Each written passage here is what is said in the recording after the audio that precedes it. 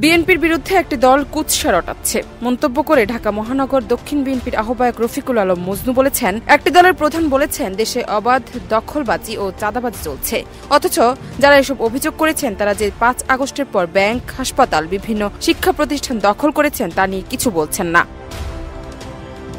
৩ ফেব্রুয়ারি বিকেলে পুরান ঢাকার লালবাগের আজাদ বালুর মাঠে বিএনপির ভারপ্রাপ্ত চেয়ারম্যান তারেক রহমান প্রদত্ত ৩১ দফা জনসম্পৃক্ততায় এক কর্মশালায় সভাপতির বক্তব্যে তিনি এসব কথা বলেন। মজনু বলেন, বিএনপির অসংখ্য নেতাকর্মীরা বাড়িঘর, ব্যবসা প্রতিষ্ঠান আওয়ামী ক্যাডাররা দখল করেছে। ২-১টি জায়গা তা পুনঃ দখল নিতে গেলে সঙ্গে সঙ্গে সাংগঠনিক ব্যবস্থা নিয়েছে বিএনপি। আর একটি দল দখল করে বলে আমরা আমাদের জায়গায় পুনরুদ্ধার করছি। এই হচ্ছে বিএনপির সাথে অন্য দলের পার্থক্য।